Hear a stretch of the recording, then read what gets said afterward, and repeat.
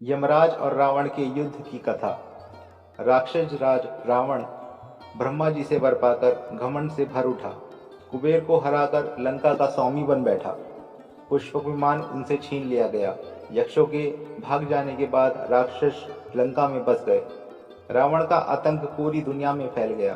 क्या देवता क्या मनुष्य सब उससे आतंकित रहने लगे। रावण अपने को ब्रह्मांड का स्वामी समझने लगा। उसे लोगों को सताने में बहुत आनंद आता था। एक दिन वह पुष्पक विमान में बैठा विचरण कर रहा था, तभी बादलों के बीच जाते देव ऋषि नारद जी दिखाई दिए। रावण ने उन्हें प्रणाम किया। नारद जी बोले, रावण, ब्रह्मा जी से वर पाकर तुम्हारा बल बहुत बढ़ गया है। तुम सब जीत चुके हो, पर एक बात फिर भी मेरी समझ में नहीं आती। तुम बेचारे मनुष्य को क्यों मारते हो? अगर तुम्हें अपनी शक्ति सचमुच दिखानी है तो यमराज के पास जाओ, उनसे युद्ध करो। सबको अपने लोक में बुलाने वाले यमराज को जीतकर ही तुम विश्व विजेता कहला सकते हो। नारद जी की बात सुनकर रावण बोला, देव ऋषि, यह तो आपने ठीक कहा। मैंने प्रतिज्ञा की है कि मैं चारों लोकपालों को परास्त कर दूंगा। मैं अभी यमपुरी जाता हूँ। सभी प्राणियों को मृत्यु देने वाले सूर्यपुत्र यम को मैं मार डालूंगा। इतना कहकर रावण दक्षिण दिशा में चल पड़ा। नारद जी भी तुरंत यमपुरी की ओर चल दिए और रावण से पहले ही वहां पहुंच गए। उन्होंने देखा, अग्नि को साक्षी मानकर यमराज प्राणियों के पाप पुण्य का हिसाब लगा रहे हैं। नारद जी को आया देख यमराज ने उन्हें प्रणाम किया। बोले, देव ऋषि, सब कुशल तो है? आज आपका आना कैसे हुआ? नारद जी बोले, मैं आपको एक महत्वपूर्ण सूचना देने आया हूँ।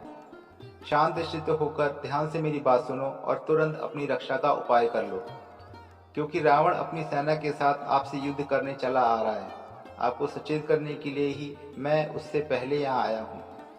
वैसे मैं इस बात को अच्छी तरह जानता हूँ कि आपको कोई नहीं जीत सकता। अभी यमराज और नारद बातें ही कर रहे थे कि तभी रावण का पुष्पक विमान वहां आता दिखाई दिया। रावण ने स्वर्ग और नर्क दोनों देखे। स्वर्ग में पुण्यात्मा अपने सत्य कर्मों के बल पर सुख से थे और दूसरी ओर पापी लोग भयंकर कष्ट पा रहे थे। रावण कुछ पल यह देखता रहा, फिर उसने नरकवासियों को मुक्त कर दिया। यमदूतों ने उसे रोकना चाहा, पर रावण की शक्ति के आगे उन्हें हार माननी पड़ी। थोड़ी देर में यमदूत इकट्ठे हो गए और रावण से युद्ध करने लगे। तब तक राक्षस भी आ गए थे। उन्होंने रावण के पुष्पक विमान को तोड़ डाला, लेकिन अगले ही पल पुष्पक विमान फिर पहले जैसा हो गया। यह ब्रह्मा जी का प्रभाव था। पुष्पक विमान बार बार तोड़े जाने पर भी नष्ट होने वाला नहीं था। यमदूतों और राक्षसों के बीच भयानक युद्ध होने लगा। कुछ यमदूत रावण पर भी शूलों की वर्षा करने लगे।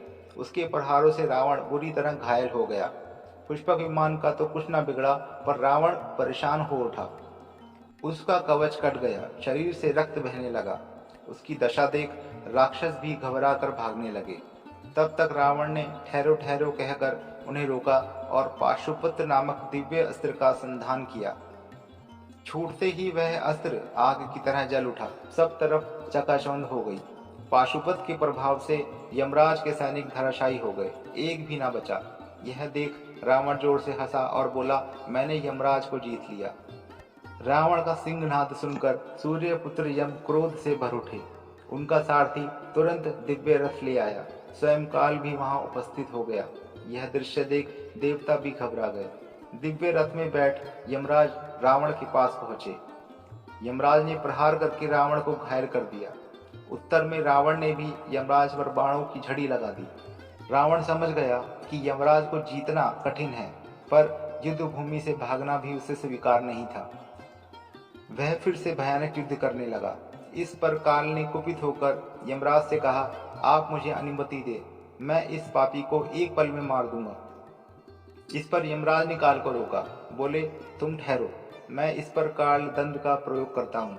यह कहकर उन्होंने रावण पर प्रहार करने के लिए काल दंड हाथ में उठाया तो चारों ओर अग्नि जल उठी। सब देवता भी यम और रावण के भयानक युद्ध को देख रहे थे। यमराज काल दंड से प्रहार करना ही चाहते थे, तभी पितामह ब्रह्मा वहां उपस्थित हो गए। उन्होंने यमराज का हाथ थाम लिया। बोले, रुको यमराज, काल दंड चलाने से पहले मेरी बात सुनो। मैंने रावण को वर दिया है कि यह देवताओं के हाथों नहीं मारा जाएगा, तब मेरा दिया वरदान असत्य हो जाएगा। वरदान की मर्यादा नष्ट हो जाए यह ठीक नहीं। यह सुनकर यमराज ने तुरंत कालदंड को नीचे कर लिया। बोले, आपकी वरदान और कालदंड दोनों का सम्मान करना मेरा धर्म है। अगर इसकी मर्यादा नष्ट हुई तो हम कहाँ रहेंगे, और जब मैं इस निशाचर को मार नहीं सकता तो फिर युद्ध करने से क्या लाभ। इतना कहकर यमराज वहां से लोप हो गए। रावण ने यह समझा कि उसने यम को जीत लिया है। वह लंका लौट आया। आशा है कि आपको आज की ये कथा पसंद आई होगी। इसके लिए आप वीडियो को लाइक करें और चैनल को सब्सक्राइब करें। धन्यवाद।